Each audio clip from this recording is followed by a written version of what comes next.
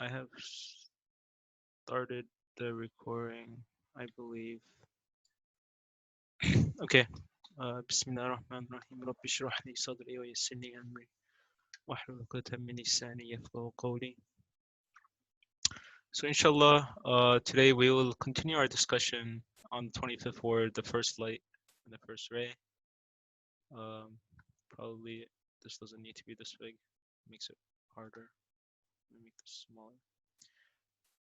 And we will continue discussing the miraculousness of the Quran and Nursi's explanation of some of the characteristics of the Quran, some of the ways in which the Quran is miraculous. Excuse me. Some of the ways of like the eloquence of it.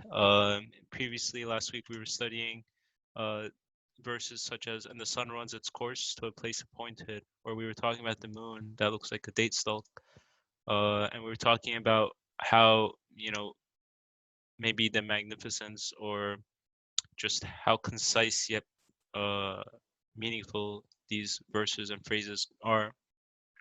And inshallah, today we will continue on with that discussion. And we will begin with this verse, Quran chapter 71, verse 16, and set the sun as a lamp. I will first read the English, and then I do also want to look at the context of it within the other verses in the Quran. So, and set the sun as a lamp, or let me start from here. And with the word lamp in, and set the sun as a lamp. It opens a window onto the style like this. It makes one understand the Maker's majesty and Creator's bounty by recalling that the world is a palace. And the things within it are adornments, food, and necessities prepared for man and living creatures, and that the sun is a subservient candle, demonstrating that the sun is an evidence of God's unity. And that the idolater's greatest, most brilliant object of worship is merely a subjugated man. Is it merely a subjugated lamp, an inanimate creature?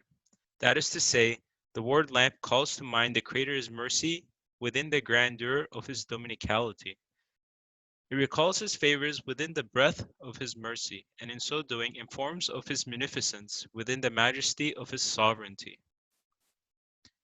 And in so doing informs of his munificence within the majesty of his sovereignty, thereby proclaiming divine unity and saying indirectly, an inanimate and subservient lamp is in no way fit to be worshipped.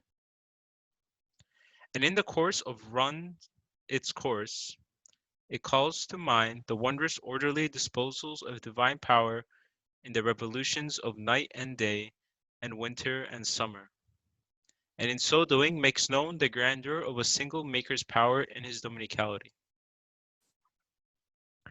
And here runs its course is of course talking about the previous verse we covered last week, and the sun runs its course to a place appointed. So it is also mentioning that here as well. So it says, and in the course of runs its course, it calls to mind the wondrous orderly disposals of divine power in the revolutions of night and day and winter and summer. And in so doing makes known the grandeur of a single Maker's power in his dominicality. That is to say, it turns man's mind from the points of the sun and moon to the pages of night and day and winter and summer, and draws his attention to the lines of events written on those pages. For the Quran does not speak of the sun for the sake of the sun, but for the one. Brother Abdulaziz says he cannot hear anything, but can you guys hear me? Quick thumbs up. Yes, I can hear. Okay. For the Quran does not speak of the sun for the sake of the sun, but for the one who illuminates it. Also, it does not speak of the sun's nature, for which man has no need, but of the sun's duty, which is that of mainspring for the order of dominical art, and center of the order of dominical creativity, and a shuttle for the harmony and order of dominical art in the things the pre-eternal Inscriber weaves with the threads of day and night. You can compare others of the Quran's words with these. While all are simple ordinary words, each performs the duty of a key to treasuries of subtle meaning. Okay, we will stop here and then continue. Before we look at the Quran, the Arabic, and then the context, I do want to note that these are very very short verses, or at least the phrases that he selected. And the sun runs its course to a place appointed, and the sun set, and the sun as a lamp. These are very short phrases, uh, but the way Nursi is interpreting them is very deep, or he is able to extract meaning from these phrases, and meaning that I can also be witness to or stand witness to. For example, I found this sentence here impressive. It's like that say turns man's mind from the points of the sun and moon, because the verses speak of the sun and the moon. But then as you think of the sun and moon, you think of the night and the day. And as you think of night and day, you think about the winter and summer. And you think about how things are always changing. There's a constant change that is being shown to you. Something is always being, it's very dynamic. Something is always being created newly. And here I really, he says this very explicitly. He says, while all are simple, ordinary words, these are words that we're reading, they're all very simple and ordinary. Each performs the duty of a key to treasuries of subtle meanings. And, a question like maybe you can ask yourself is, or maybe you might have a doubt, maybe is Nursi reading too much into these words? They're just words, simple words, but, if the way you can test to see if these words truly hold these is truly hold treasuries of meaning is, just try opening it and see if you do find that meaning in there. And if you can find that treasury in there, then they are treasuries. These words are treasuries for those meanings. Inshallah, we'll come back and read more closely. So I did want to look at the context of this verse as well. I guess I could start from the 12th verse. So what is the matter with you that you do not attribute to Allah grandeur while He has created you in stages? Do you not consider how Allah has created 7 heavens in layers and made the moon therein a light and made the sun a burning lamp? And Allah has caused you to grow from the earth a progressive growth. Then He will return you into it and extract you another extraction. And Allah has made for you the earth an expanse, that you may follow therein roads of passage. So in these verses, it is, it's like, what is the matter with you that you do not attribute to Allah grandeur? He has created all these things for you, and in stages, stages, cycles, night and day, sun and moon, winter and summer come to my mind when I read that. Do you not consider how Allah has created 7 heavens in layers? It's very comprehensive, these verses. You can consider, we first start from, like, let's say the 7 heavens, which are in layers. Like, everything is created layer upon layer. There's detail upon detail. And then it calls your attention to, and now, like, your personal experience with the moon. And then it made the sun a burning lamp. They're both lamps. It made the moon therein a light and made the sun a burning lamp. You know, if you looked at the moon, maybe a scientific explanation of the moon would not be, its light. It would be it's this rock that it's too small to hold any atmosphere in its gravity. So all the air and whatever disappeared. And now it's just this rock that's just flying around the earth. Its speed is this fast, it rotates this fast. Every now and then there's like an eclipse because of the moon that gets viewing the sun. This is an explanation of the moon that I would find most places. Like, that's how the moon would generally be explained, or the moon, it causes high tide or things like that. Or if we think about the sun, we think about this extremely bright, extremely hot, burning fireball in the middle of space that uh, it provides all this energy and heat. It's energy for us, or it's also what we revolve around. It's just, but here it's very simple. Like honestly, these are very simple explanations. Uh, maybe like a scientist reading this might just be like, even laugh. It's like, oh, the moon is a light and the sun is a burning lamp. It's like, these are such childish explanations. But coming back to, and I'll be skipping ahead a bit again, but coming back to, Nursi says here, also it does not speak of the sun's nature. Or here it says, for the Quran does not speak of the sun for the sake of the sun, but for the one who illuminates it. If you were speaking of the sun for the sake of the sun, then you would talk about the fusion that takes place in the sun, or the hydrogen, or you talk about the temperature. You talk about its gravitational pull. These are things that you would talk about if you're speaking about the sun.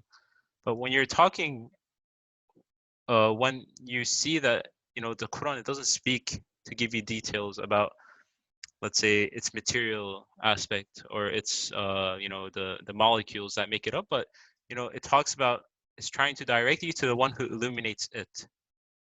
The sun, it's out there in the sky, it's burning, it's very bright, and the Quran is talking to you about the sun to show to you about the one that created the sun, the one that gave that sunlight, the one that gave that sun the fire, the energy.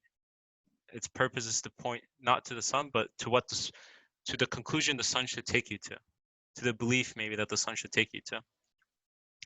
And these verses, as it continues, it says, and Allah has caused you to grow from the earth, and then He will return you. It's bringing to mind, the rest of creation, even life and death, and then, and He has made for you the earth and expanse. This earth has been given to you. You don't find yourself on it. It's not random. It's not by chance. It's been given to you. It's intentionally being made for you. So these, in the context, it's just, that's what I understand from these verses. And please feel free to raise your hand or make a comment. Inshallah, we will start reading sentence by sentence now to hopefully dive deeper. But I will take a pause if anyone would like to make a comment. Yes, Brother Rikan, go ahead. Assalamu alaikum. Jazakallah khairan for beautiful introduction and initial comments. So when you said, like, these are very simple phrases or simple explanations, like the sun as a lamp. Oh, yes, they are simple from one aspect. I guess from another aspect, the real difference between sun as a lamp versus, as you gave the example, a scientific explanation, is it's not about the simplicity. It's about, like, the point of view, the way you look is completely different. So, for instance, when you talk about TV, you can describe it as something that, that brings news and movies and, I don't know, silly TV shows to your home. This is the description of TV. And you can also describe TV as the receiver of certain radio waves and then give some equations. So between these two, the difference is not the degree of simplicity. Because for a scientist who's expert on the topic, a receiver of certain wavelengths, it's a very simple explanation. And for someone who never, watch any TV, for instance, someone who lived, I don't know, a few hundreds years ago, the first explanation could be much harder to imagine. But the real difference is who is the audience. With the first description, when you talk about TV as a, the tool that brings movies or news to your home, your addressee is a human being who lives at home and comes to work, tired, and wants to somehow find a way to disturb his mind, who wants to somehow forget about the fights that he had or she had at the workplace, and trying to find a way to relax. This is the audience with the first description. So the first description speaks to your humanity. It speaks to your life. It speaks to the struggles that you have. It speaks to hopes that you have. But second description is for, I don't know, maybe for computers. Computers would understand the second description better than human beings. It doesn't concern about your feelings. It doesn't concern about your needs or desires. It doesn't concern about what happened to you at the workplace. So I guess this is the main difference between the two. When we say sun is a lamp, its addressee, its audience is a human being who needs light in their life. It speaks to me. It speaks to everyone without any, without distinguishing titles. It doesn't speak to only scientists or certain professions. It speaks to every human being. So that's the main difference. And to me, this is much more complex than saying that the sun has such a mass, such a composition, and so on and so forth. It is easy. You just somehow probe sun and get all this information.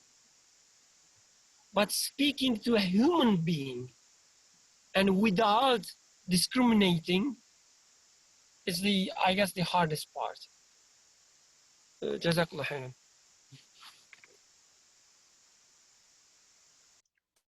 Thank you for your comment.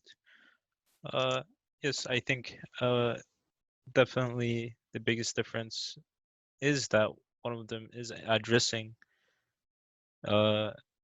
without any discrimination all humans, or is addressing something very real that you can relate to yourself very easily. Everyone feels the value of a lamp or something. You could go, you could have a torch, or you could have like an electric lamp, or you could have an LED lamp, but you understand the value of it. It speaks to you as something that brightens up the darkness around you. Just at a very physical level, it brightens up the darkness around you. So even there, all humans can relate to it. That's actually a very interesting point too, because it's actually difficult, as you said, it's difficult to sometimes condense something and explain something in a very easy. There's if you're able to explain something very difficult in very simple terms, or you can explain something very hard to a child, then it means that you understand like the essence of it, or you understand, or you're also able to explain it very well too.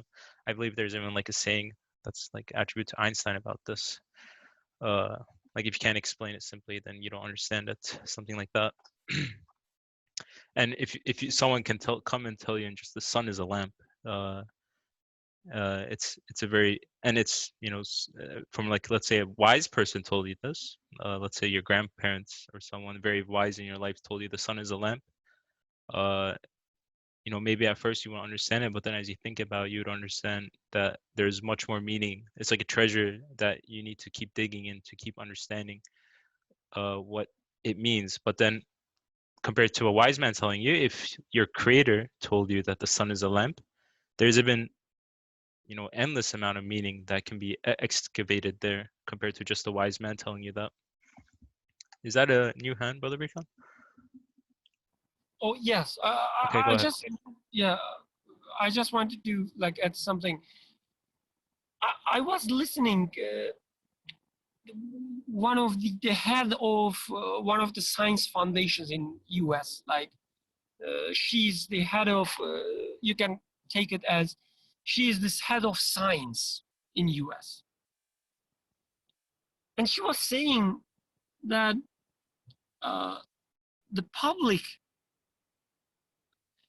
trust towards science is declining. We should do something about that, right? We should resolve these crisis in science. It was about this reproducibility crisis in science.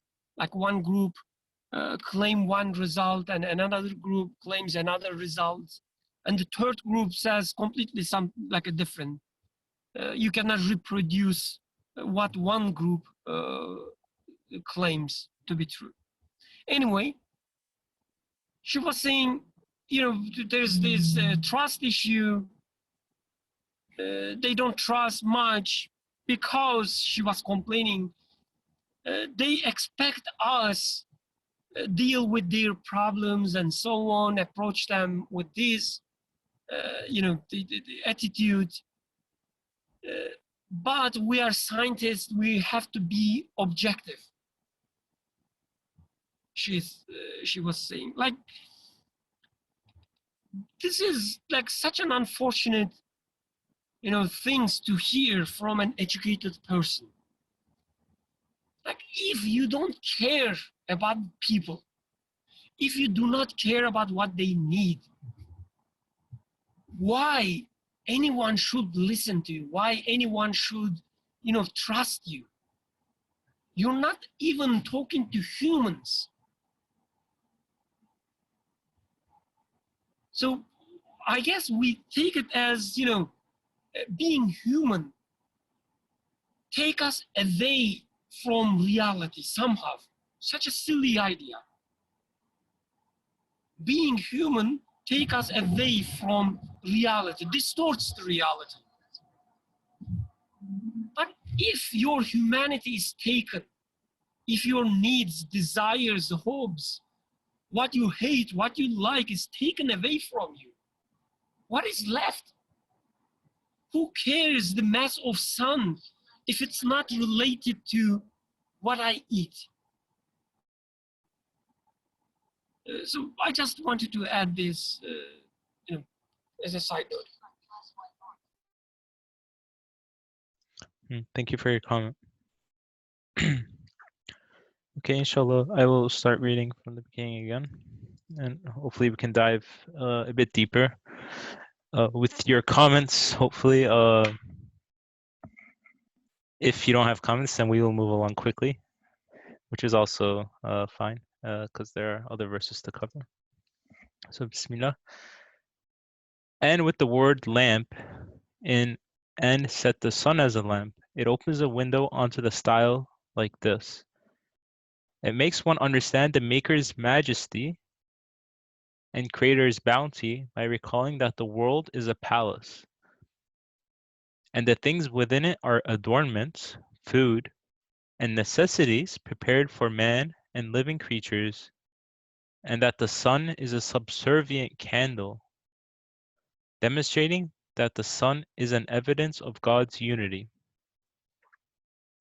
and that the idolater's greatest, most brilliant object of worship is merely a subjugated lamp, an inanimate creature. So firstly, Nursi is saying that this word lamp in this phrase, it makes one understand that, or it makes one consider the Maker's majesty and the Creator's bounty, because this word lamp, it makes you recall like sort of a dwelling place. There is a lamp in a home, or there is a lamp, or if you are given a lamp in a place that you live in, and when the Creator tells you that you are given a lamp, and this is very majestic because, or it's very powerful because someone is saying that you are given the sun as a lamp. The sun is a very powerful, very large thing. For someone to give the sun as a lamp, they must themselves be very powerful, and also they must be very generous and because it's a very big bounty to have such a lamp as a sun. It lights up the whole world in certain times, uh, or areas of the world in certain times. But it makes you consider, as Nursi is saying, that the things within it are adornments, food, and necessities prepared for man. Just as the sun is being prepared for you as a lamp, uh, and really, sometimes it's hard for me to relate to what Nursi is saying or understand exactly what he's saying. But when it comes to this word of lamp, I think this is definitely very true. That immediately I start thinking, if that's a lamp, then also it makes me consider, okay, the sheep that have been created, they're also being given as a bounty to me. They're not just existing and I just happen upon them and now I eat them. It's they're like an intentional creation. They've been willed into existence or created for me. Just as water has been created. These are foods and necessities. Trees are made, or flowers are made beautiful. I don't know what the purpose of a flower is, like scientifically, like quote unquote, but it's it's a beautiful thing. It's been adorned, like the world I'm living in has been adorned. It's not only necessities. There's also adornments. There's decorations, and then Nursi says that it that these are prepared for man, and that the sun is a subservient candle. Again, just saying, someone calling the sun a lamp means that, and giving you a lamp like the sun means that this sun is very subservient, or it's obedient to the one that is giving it to you. Uh, the creator that has given you this lamp is much more powerful, or is absolutely powerful, and the sun is just one of its creations. It is an obedient creation of that creator, or it is a subservient candle. Like even now when I say things like it is a creation of that creator, it's a bit more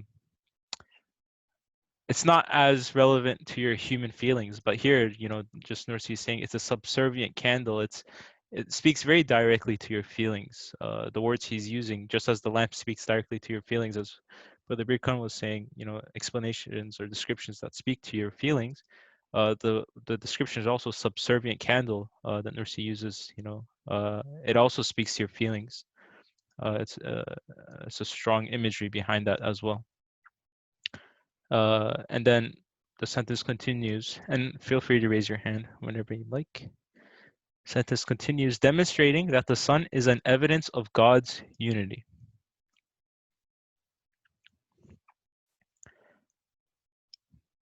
And that the idolater's greatest, most brilliant object of worship is merely a subjugated lamp, an inanimate creature. Would anyone like to help me understand this point, demonstrating that the sun is an evidence of God's unity? Yes, Brother Birkan, go ahead.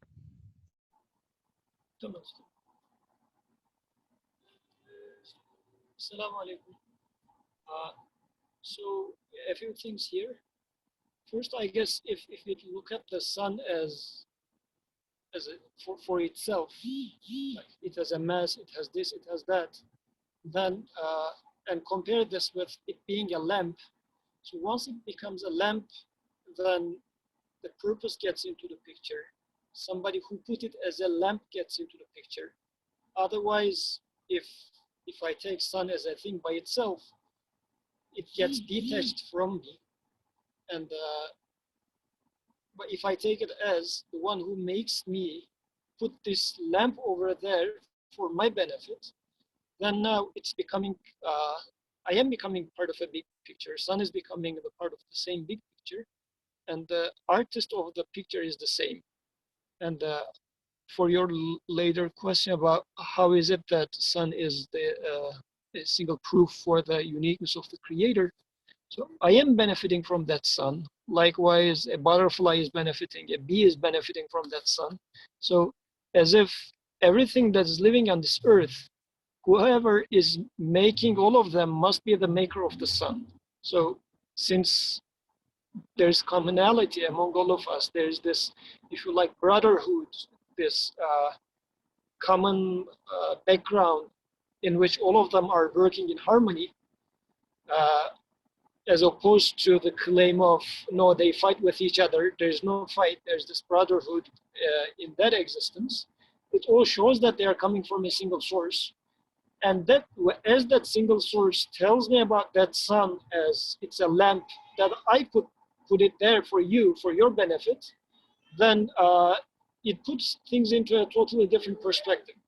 But if I take it as, no, sun is there, I am here, we are all detached, we are by ourselves, then I find myself in a, if you like, wild computer game in which I need to save my skin, and the sun just happened to be there, and I happen to benefit from it in terms of it being a lamp for me, but this was not really the point. It is just me abusing it, staying in there. I am benefiting from it for my own purposes, as if I'm abusing it. I don't know if it was the purpose of it or whether there was a purpose at all.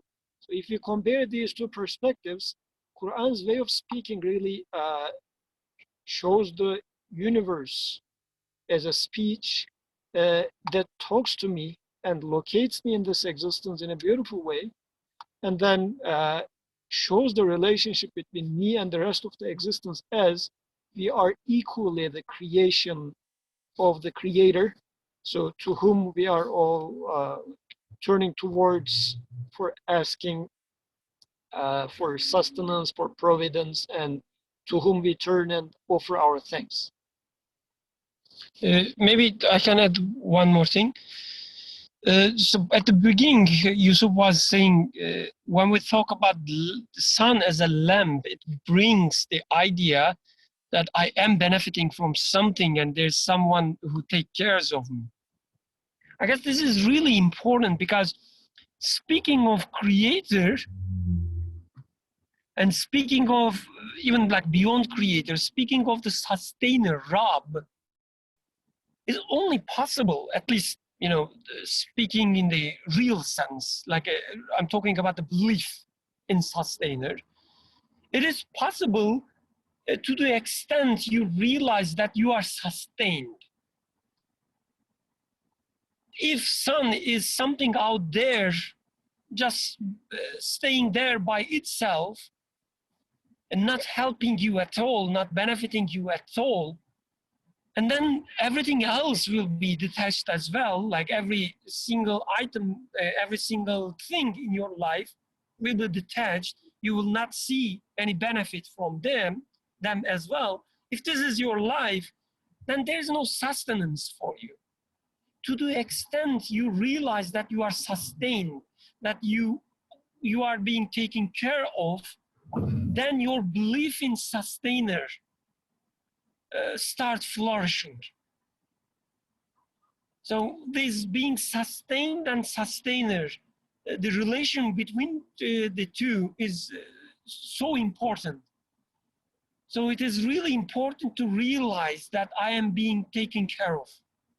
Seeing sun as a lamp is a life-changing event.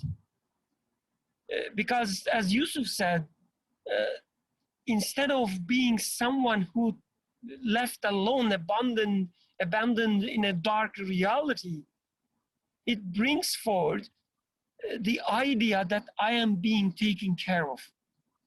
So sun as a lamp, this idea, this notion illuminates my life.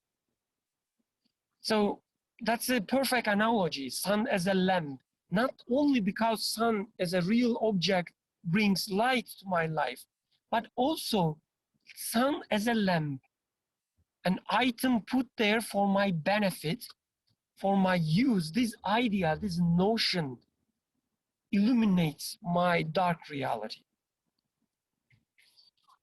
Jazakallah khair.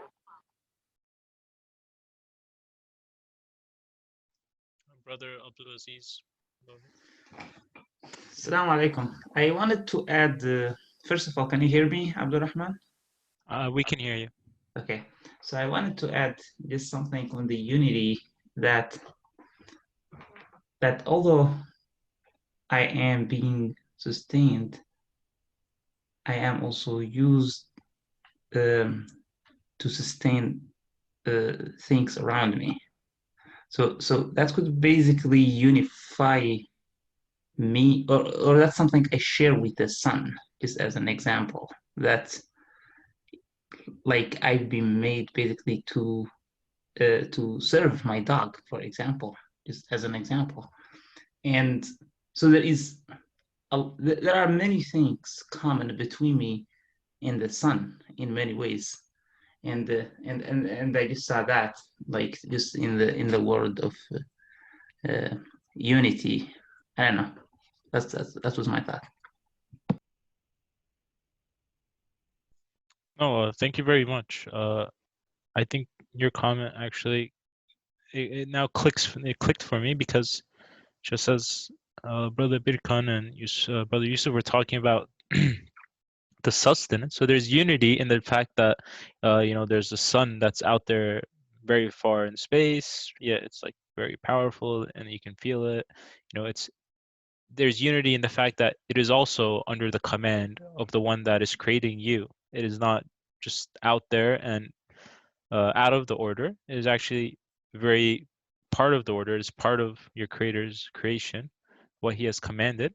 But furthermore, just from the sustenance aspect, the sun is sustaining you. You feel sustenance from the sun, and there is unity in the fact that you see that there is a sustenance also in your dog sees sustenance in the food you give it. There's a name of sustenance being reflected there, and there's a name of sustenance being reflected in like the plants that are growing in the farms or the trees and the fruits. There's a sustenance that is being given, just as the sun is a sustenance that's being given. There's other reflections of sustenance that's also being given, and this brings to mind the unity, God's unity. Yeah, I think that's actually very clear. And I will continue with the sentence. And that the idolater's greatest, most brilliant object of worship is merely a subjugated lamp, an inanimate creature.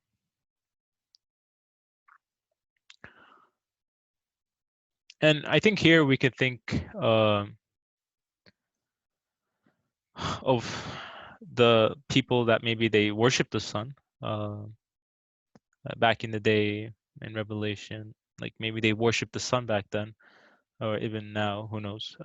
And this is against them. It's saying, "Oh, stop worshiping the sun. It is under the command of your creator." You could approach the topic that way, but I think we could also expand this idea of idolaters that worship the sun. I think we can expand this idea to even today. Maybe we don't have people that like bend and bow before the sun or before fire and like give sacrifice to it, but we have people that worship the sun in that they're very fearful, or they're very grateful towards the sun. They think the sun is acting by itself, or the sun is a very powerful being by itself, or they maybe they plan their whole life according to the sun. Even like sometimes you even get these news articles or like, oh, the sun is going to eventually die in billions of years or something. There's like this the sun is what is giving life, and without the sun we are ruined. Yeah, as Atik says, the sun is what gives life to earth. Photosynthesis. Yeah, like the sun is the god that is giving us life. It is a star, but it's basically the thing that we worship. It is what is giving us life. This is the view that we have in today's world. This is like the idolatry we have of today. And then back in the day, maybe the idolatry was different.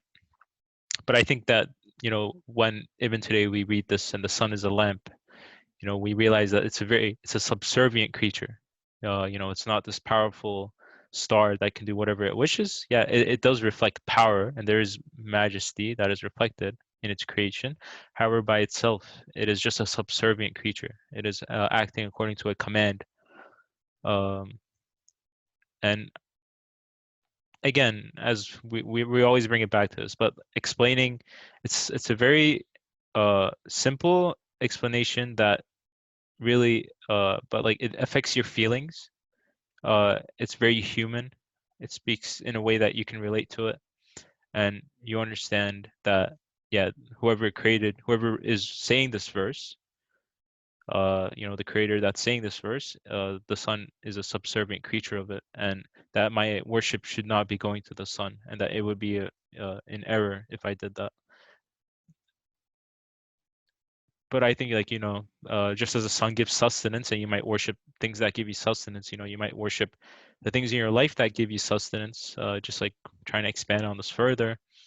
Like, let's say money, you get your sustenance from money, or your workplace, or you get your sustenance from a specific form of entertainment or something else. There's many things that you get sustenance from that you might now fall very dependent to, or you might have some form of idolatry towards it. Let's say prestige, or having becoming famous, or seeming intelligent. All these things that feed you, or that you find very nice. You might start worshiping these things in some way. And again, you could maybe even replace the sun with, let's say, prestige. The prestige is a lamp, or probably that doesn't work, but anything like these things that you almost worship are just subservient creatures to the creator. Go ahead, Brother Yusuf or Birkan.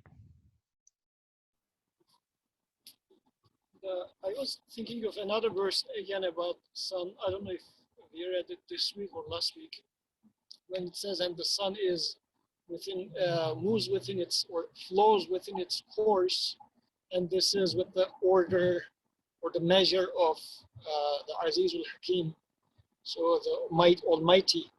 So this is an explanation of what sun is, right? So, but what we call as scientific explanation is, so for example, we say sun, it moves within its orbit or whatever. It has a course. It moves in it, and we stop there.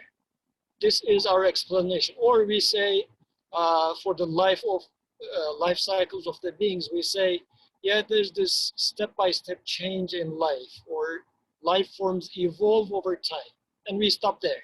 So uh, stopping there is a way of saying something, but at the end, adding this is within the order or the measure of the creator. Sometimes Quran says this explicitly, or sometimes it says we put it there as a lamp. This is another way of saying that there is a doer that makes it.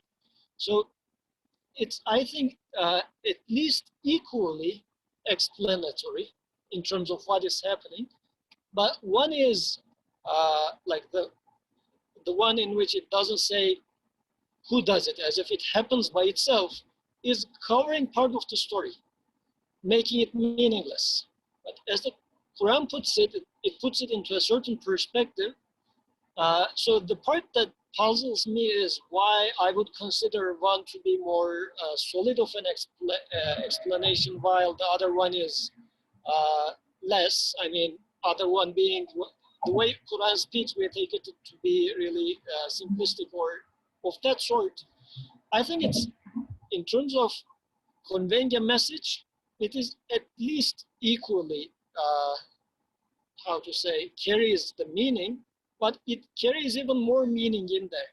So talking about things for themselves is, no matter how many complex words we use in there, at the end of the day, it doesn't say much really. So if we clean up the clutter of those technical jargon, what is left is either no meaning or very little meaning. But as Quran is talking about it, speaking of it in terms of how it fits into that big picture of existence, and as Brother Birkan was saying, how it is related to me, then this seemingly simple words, simple explanation is becoming much more meaningful, much more heavy uh, as to what it means for me as a human.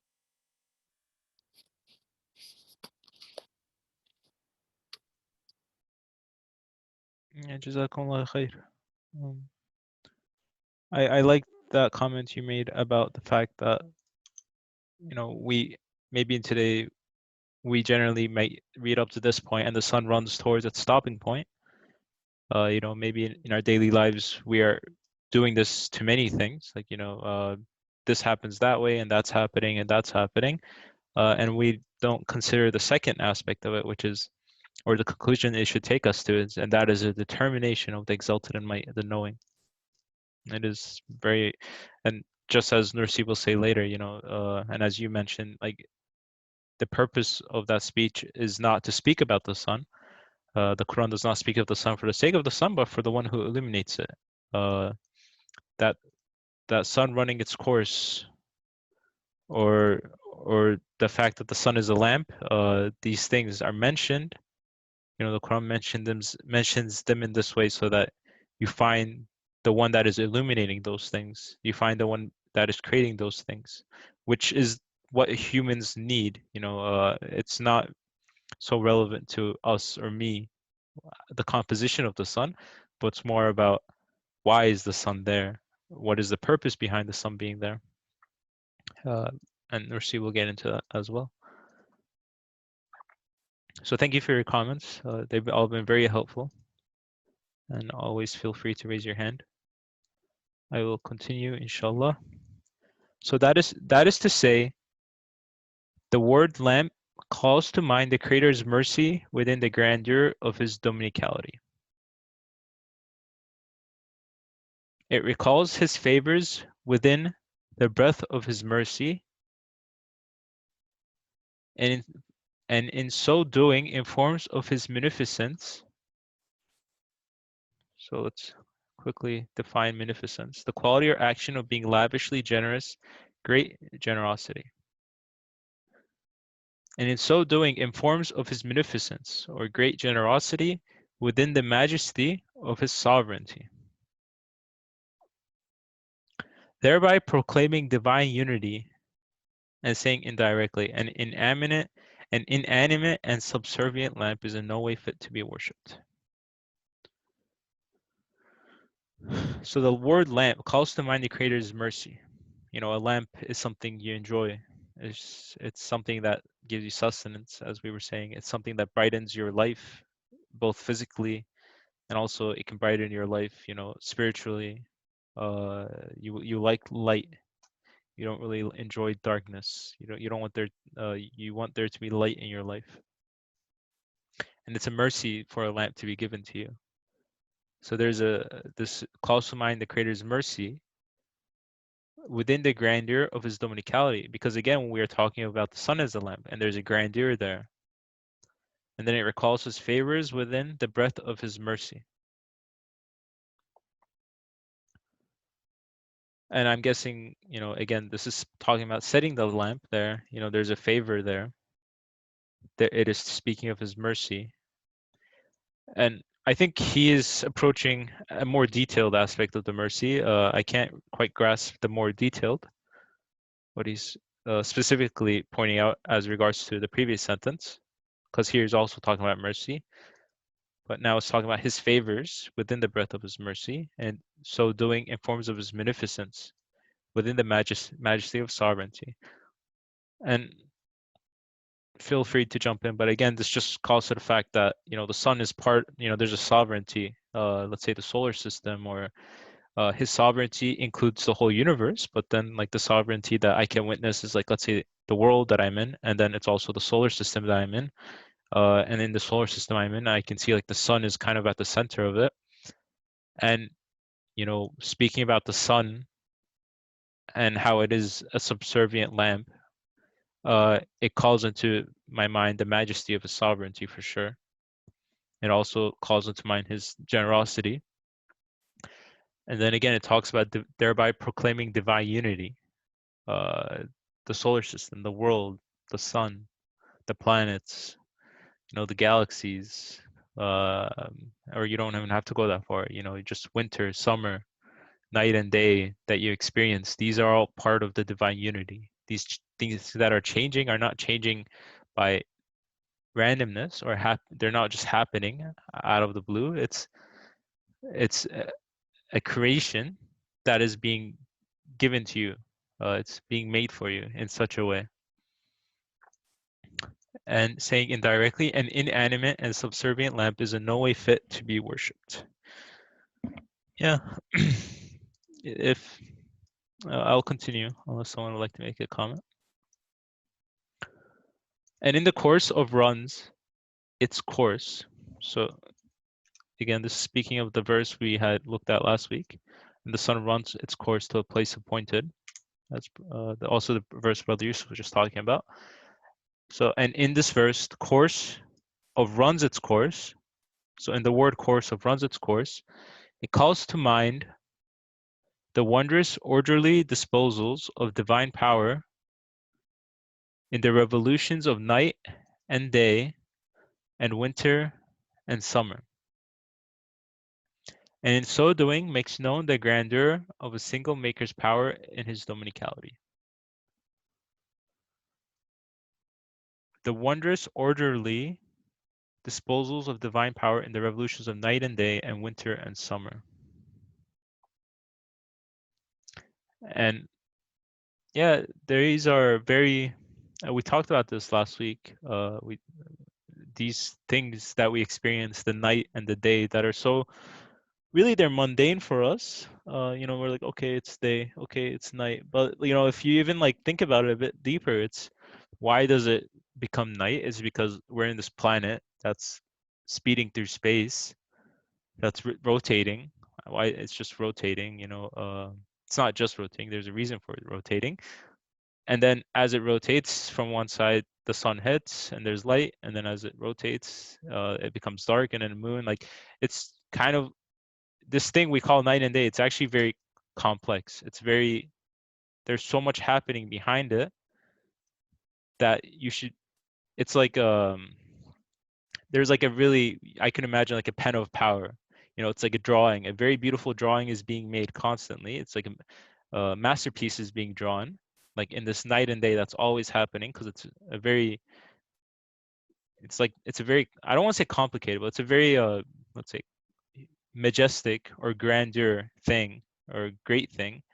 And when you think about the wondrous orderly disposals of divine power, it happens very orderly, very beautifully, this night and day and winter and summer that's always just happening. It's these things, they're not mundane. They're actually like, you can almost say they're like signposts. Like when you think of night and day and winter and summer, these should be like signposts that then make you think about the sun and the moon, and then think about the planet and the space, everything being created, and also all the life and death that takes place in those cycles. Like, these are words that, if you ponder upon them, will take you to so many other things, because these are talking about change, and these change is connected to everything.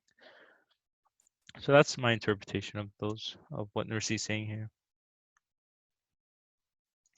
And in so doing makes known the grandeur of a single maker's power in his dominicality. Yeah, because it's not just a lamp that has been placed, but it's also, or it's not a sun that's just running its course, but it's just continuous change. And for it to be continuously changing, for everything to be continuously created in different forms and different ways, and so beautifully, this is like a show of power. It's a show of like the skill and the art, the mastery that the painter has, to be able to always create this painting so beautifully each time, and continuously. That is to say, it turns man's mind from the points of the sun and moon to the pages of night and day and winter and summer, and draws his attention to the lines of events written on those pages. So we went from the sun running its course, which calls into attention, the revolution of change such as night, day, winter, and summer, and that these should then call your attention again to what is happening within those pages of winter and summer, like what's now happening in them. It's calling to attention, what happens at night, like the crickets chirp, or the moon shines beautifully, or in winter, the snow lands, and like there's very little greenery, but it has its own beauty. There's death. It calls your attention to the pages of like winter and like the lines that are written within it. For the Quran does not speak of the sun for the sake of the sun, but for the one who illuminates it. I love this sentence. It's very clear. It's just very. It's just a very just a nice sentence to read and also think about because we don't. It doesn't speak of the sun. The purpose is me. Like this is a very personal thing. Like the Quran is written for me. It is given to me, and the descriptions that are written in the Quran are not for someone else to read. Uh, this especially this idea, it like let's say consoles me or gives me more relief, like because there are some things in the Quran maybe that seem very descriptive or hard for me to understand, and then another person might come and say, okay, that's just historical, that's just for a historian to understand, like or like someone that's well versed in like that time or something like that, and then I can't understand that. But when like Nursi is saying, the Quran does not speak of the sun for the sake of the sun, but for the one who illuminates it. Like from this I can get that the Quran is speaking to me. It is meant for me to understand it. It's not speaking for the sake of explaining a historical event either. Like the purpose is not to explain a historical event, or when it explains stories of prophets, or it explains something that might not be so relevant to you, or you might not understand, but there is a reason behind that description, that it should take you to the one who illuminates it, or it should take you to the creator. Its purpose is not to give you a description just for the sake of description. Also, it does not speak of the sun's nature, for which man has no need, but of the sun's duty, which is that of mainspring for the order of dominical art. So it does not speak of the sun's nature, for which man has no need. And I'm trying to understand. I would say so like the no need is a bit more hard for me to understand, because I would say, yeah, if the Quran spoke about like the composition of the sun, it would just be a scientific observation, and potentially as technology increased and as you understood the order of the universe more, you could figure that out by yourself. But what you can't figure out is, let's say guidance, or trying to find who the maker of things are, why you exist, what's your purpose here. And I think that's truly what man needs, is to understand that. So here it says, for which man has no need, but of the sun's duty, which is that of mainspring for the order of dominical art. I'm not really sure what this mainspring word means. Something that plays a principal part in motivating or maintaining a movement, process, or activity. Okay. And so what I'm understanding is the sun's duty, which is what man truly needs, is to play a key role in like demonstrating the order of dominical art. The sun is at the center of the order of dominical creativity. This is the sun's true duty. Like it is not the sun's nature which is most relevant to man. It is actually the fact that the sun is supposed to play a very key role in showing the order in that art, and also the creativity. And by dominical creativity, I think it's talking about the creation of it, like the fact that it needs to be created, and also the shuttle for the harmony and order of dominical art in the things the pre-eternal inscriber weaves with the threads of day and night.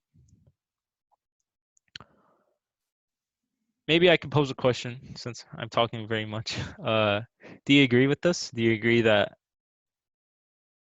you don't care about the sun's nature? Do you think that what you truly need, and ask yourself, do you think what you truly need is the fact that you want to see the sun as something that plays a role in the piece of art, something that shows that creation exists, or something that points to harmony and order? You know, do you feel that you need that need in you to see the sun play this role that Nursi is describing?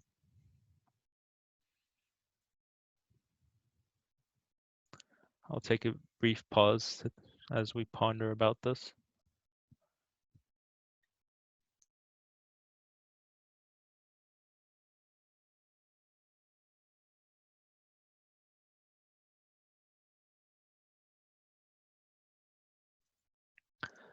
So, thinking myself,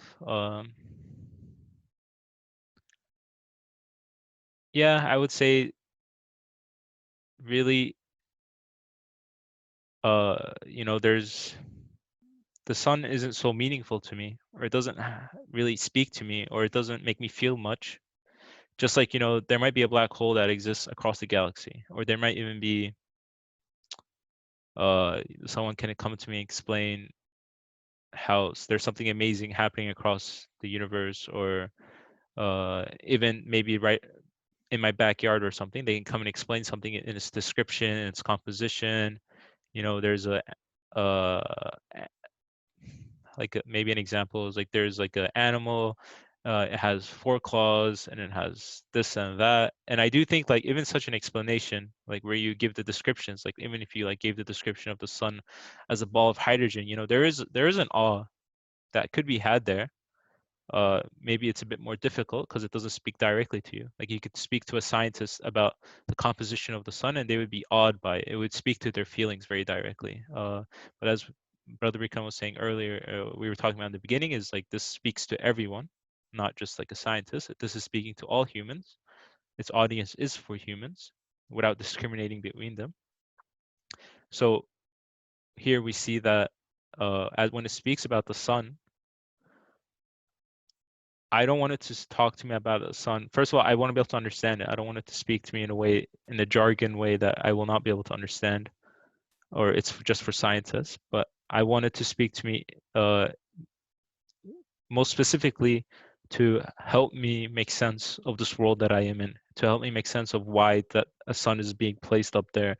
Why do I go through this night and day cycle? What is the purpose of like always waking up every day, going to sleep every day, going to work every day, eating, sleeping, drinking, water, of course, and then just this life that might become so monotone, and that might not seem so meaningful. And you know, that's the question I want the Quran to, or my creator, I want that my creator to answer that question, not the fact that the sun revolves 365 days, or we revolve 365 days around the sun or something. Like such information would not be meaningful to me in any way.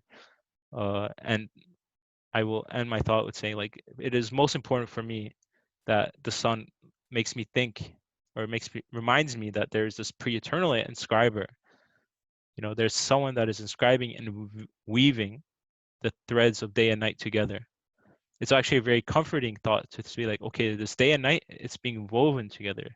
It's not just happening. My life isn't meaningless. I saw Brother Yusuf and Birkan's their hands up first, but I will let Aisha talk first since she hasn't spoken. Assalamu alaikum, everyone. Yeah, I just had a comment regarding, I think these last few sentences are also for me especially significant. And last week it had also attracted my attention to the sentence of also it does not speak of the sun's nature, for which man has no need, but of the sun's duty. And then it further explains what it means by sun's duty. But that first clause of the sentence is very interesting because I just looked up the original translation as well. The word nature, I wouldn't say is the best translation. It's more of the sun's essence, or the Arabic word for it is like mahia, which also has a lot of like historically a lot of philosophical baggage to it. Discussing the essence of something, or the essence of an existent thing. And so what I take from this here is that, Nursi is saying don't waste your breath and your energy on talking about topics that ultimately will not connect back to you, right? And this is something that, Abdurrahman has also talked about, for which the human being has no need. So it always has to be in relation to me. What does this have to offer to me? What does this have to say about my about my existence and about my relationship with other existent things? Because I can spend years and lifetimes debating about perhaps the essences of certain things, but if the or about anything, but if the topic of that debate or of that conversation or thought process is not eventually related back to my human needs and the reality that I face, then it's all for naught. And so rather than the essence of it, here it says sun's nature, but I also say the sun's essence of it, I have to bring my attention to the sun's existence and its accompanying duty of it, which then I can sort of initiate this productive dialogue with the sun, because I don't have access to its essence anyway. That's not something that is accessible to me, but its existence and the duties that I see it exhibit are accessible to me and do speak to me. So I just wanted to underline that part. And I think it's also just another aspect of it is the fact that it's saying, these topics are not just for a few, elite people in society who have so-and-so backgrounds intellectually to discuss, but again, for everyone who can look within themselves and recognize that, for example, they might have a need for light and what light metaphorically carries as guidance, and also be able to, and anyone who's able to form a relationship with, and that's everyone pretty much, since we all interact with the sun in one way or another, form a relationship with the sun and the ways in which it exhibits dominical art and the dominical creativity. So just how beautifully it shows sustainership, right? And how everything is being taken care of by the creator. Thank you. No, thank you. Brother Yusuf or Birkan, go ahead. Assalamu alaikum again. So what I was planning to say already said by Ayşenur, most of it. So I will just repeat using my maybe own words. So the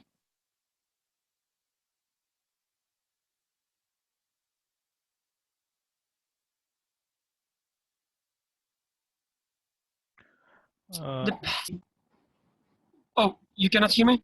Oh, it cut off. I didn't hear you the last 10 seconds almost. Okay, I hope it will get better. I can hear you now, so okay, hopefully. okay, yeah. Inshallah. So the text we are reading, it doesn't say you don't have any tools to study suns, I don't know, the physical properties, and you shouldn't study them. There's no way, or how to say, like, it's just waste of time to do physical sciences, for instance. It doesn't say that. It says this is not the purpose of Quran. The text is talking about Quran, right? This is the miraculousness of Quran, and the text and the author tells us that the purpose of Quran is not speaking of the sun for the sake of sun, but for the sake of the one who illuminates it. This is the purpose of Quran. So the revelation is there for this purpose. The revelation is not there to tell you the chemical, the composition of Quran. It is not, sorry, of sun, not of Quran, okay, yeah, of sun. The revelation is not there for this purpose. Revelation is there to tell you about the one who illuminates the sun. it doesn't mean that the God, other than revelation, didn't give you any means of, studying nature, however you call it. Studying sun, studying shoes, studying, I don't know, politics, whatever. It only means that the revelation is not there for this purpose. So I just wanted to highlight this. The second part is that even when you study sun, let's say its physical properties, I guess author also tell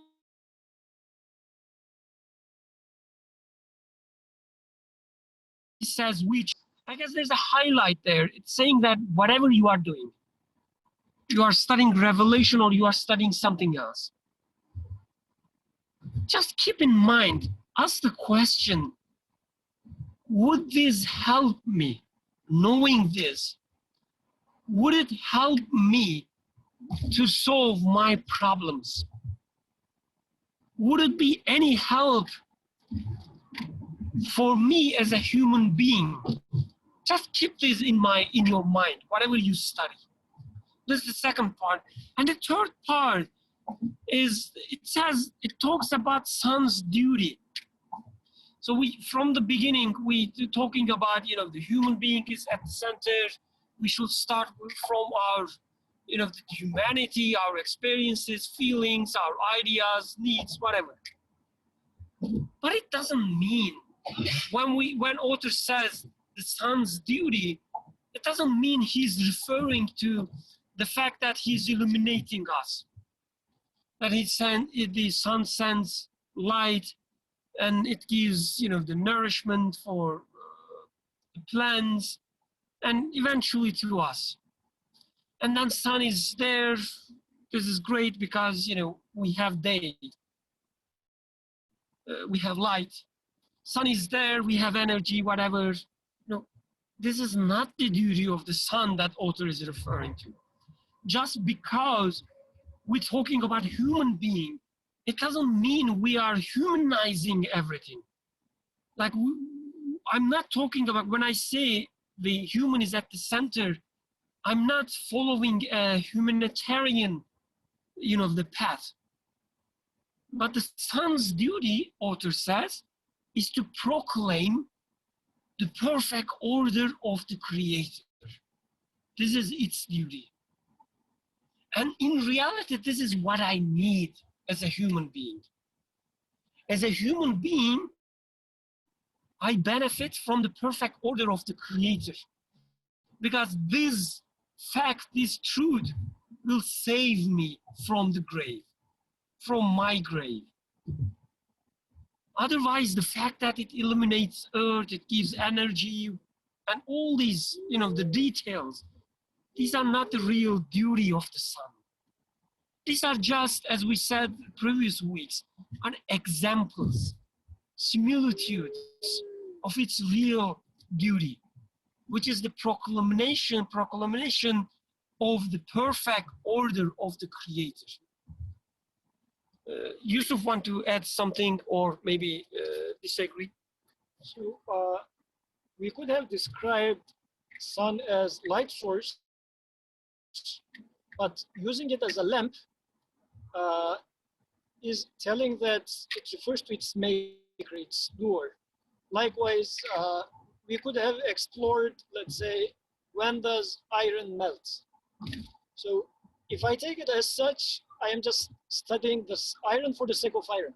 But by making use of the fact that iron is being melted at that degree within an order by an orderer, if I make use of this knowledge to arrive to that conclusion, rather than getting stuck with the iron for the sake of iron, the same knowledge is now serving a purpose about my human needs. Because now it tells me that the orderer is melting the iron for my own use. So he is watching over me, he is taking care of me, he has power over everything, and I have the problem of death. So he is the one that's going to wake me up from that death. Then the same knowledge is becoming useful for me. So I guess when the author says human is not really in need of the knowledge of sun for the sake of sun. Yes, I don't need the knowledge of sun being a light source, but I am in need of the sun being a lamp put in there, which is adding an extra information on top of it being a light source. It says this is a light source that is put there. So I guess this part is what makes that knowledge useful for me. So I guess this addition of, or adding this perspective is what makes this knowledge useful. Otherwise, it becomes a useless knowledge. It doesn't help me in any shape or form. If you don't mind, I also add to something more. Like what Yusuf said, the final sentence has a great importance. Like, yes, I do start from my humanity, but if I stay there, if I stuck there, and I say, okay, I'm a human being, I need this, I need that, and sun is there, great, I have my light, great, I have my energy. If I stuck there at my human, the level of my humanity, if this is my outcome, then it doesn't save me, it does not help me. Because it's like to the extent I'm stuck in the nature. It could be nature as, the abstract nature. It could be also my nature. If I'm stuck there, it will not help me with the fact that I will die, with the fact that I have this desire, and sometimes it is sustained, sometimes it's not sustained. If I stay there, if I stuck there, it doesn't take me anywhere. So this is the problem with many ideology. Like, we start with our humanity, we are humans, we need this, we need that. Yes, that's great. This is your starting point. You have to start there.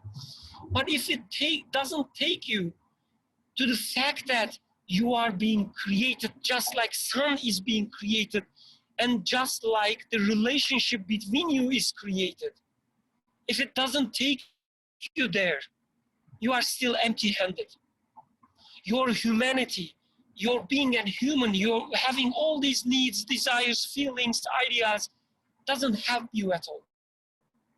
It is just wasted. So again, the text, it says, it's not speak of sun for the sake of sun, but it also doesn't say, it doesn't speak of sun for the sake of human. It does not say that. It says for the sake of the one who illuminates it. So this should be the thing, that should be the outcome that we are arriving at the end. Otherwise, our journey is wasted. Jazakallah khairan. Yeah, thank you for that reminder, actually. Very careful note that just saying that the sun speaks to me, or that the purpose of the Quran speaking about the sun is for me, should not be misunderstood, or we should not think that, okay, it's giving me light, it's giving me it's giving me night and day, and just move on. No, we need to realize that it's speaking about the one who illuminates it. That's what the Quran is for. It's the speech of our Creator. Brother Abdulaziz, go ahead. Assalamu alaikum. I wanted just to share, I was thinking about this and this sun as a lamp. And when I was a child running in my village in Mauritania, I guarantee it to you, I only use the sun as a lamp, actually. It was so hot, it was miserable. The ground was so hot because we ran without shoes. The sun basically just served as a lamp for me as a child in that village where we don't have electricity. So really, I really just used it as a lamp. And just again, with my experience with the sun, the last week, I'm here now in New Hampshire, and we'll not complain about that we don't have sun. So this just goes to the point that it's hard to be objective. This actually, I think Birkan mentioned earlier about the scientists who want us to be. It's hard to be objective because our feelings are so crazy, so dynamic, and they depend on a lot of things, and that I know I don't understand. So yeah, anyways, I just wanted to share my experience about the sun as a lamp because it is true. I really use it as a lamp. If you don't mind me asking, as a child, when you were using the sun as a lamp, did you ever find yourself being thankful for the sun or thinking about the sun further than just it being given as a lamp? No, it was annoying actually. I didn't like it. It was very hot, but it was a lamp though because we studied on it. We used it for things really as a Yeah. lamp. Yeah. And if someone came to you and said, you know, the sun is placed as a lamp, and you would be like, yes, this person speaks truth, or this message speaks truth. I You would could say relate that. to that quickly. Yeah. If someone, I'm not saying I paid attention to that, but if someone came to me and say, "Hey, pay attention, this is a lamp there," I would not doubt that for a second. Yeah. Like, yeah, you're right, it's a lamp. Yeah. Thank you for sharing your experiences as a child running through Mauritania. It's very interesting. So inshallah, we have maybe 1 minute left, so I will see if we can finish this. We have one more sentence. So you can compare others of the Quran's words with these. While all are simple, ordinary words, each performs the duty of a key to treasuries of subtle meanings. And let me read this too. It might be relevant. It is because the Quran style is for the greater part elevated and brilliant in the ways described above. Okay, that's for next week. But I think, you know, this sentence here, or these two sentences, you know, these words, you know, these are simple, ordinary words. You know, the sun, the lamp, you know, if we go into the Arabic, this is not that one. Which one would it be? It would be, forgive me, let me find it, 7116. That would be here. Yeah. وَجَعَلَ الْقَمَرَ فِيهِنَّ نُورًا وَجَعَلَ الشَّمْسَ سِرَاجًا. I mean, as a very beginner Arabic, someone who just understands very beginner Arabic, even I almost know every single word here. You know, these words, they're simple words. Shams, you know, probably everyone that knows, took even the most basic Arabic class knows Shams. Every child knows the word Shams and Nur and Qamar. You know, these are very simple words. But you know, these simple, ordinary words each performs the duty of a key to treasuries of subtle meanings. When you, as we have been doing, and we are, you know, hoping and praying to do in these discussions, is to, you know, open our understanding and be guided to the understanding of like the verses. And Nursi is describing the miraculousness of these verses. We see that we can spend an hour and a half on how many words did we spend an hour and a half? Like, we didn't even actually consider this one. We just talked about this. And yeah, we did just go over some other context, but really we just talked about a few words, and then we saw like what these few words, it really makes you consider what they point to. These words are pointing. There's a duty, you know, these words also have a duty, you could say, and their duty is not to be read just for themselves. You know, there's like a meaning that these words are conveying. There's a duty of these words, and I think I can very much agree with Nursi's statement here, saying that each word performs a very great duty, and that there's truly treasures under them, because you know, we're just digging and digging in these discussions. We dig and dig and hope to find things, and we are given sustenance and we are given meaning. And I think that definitely this is true. Inshallah, we will end here.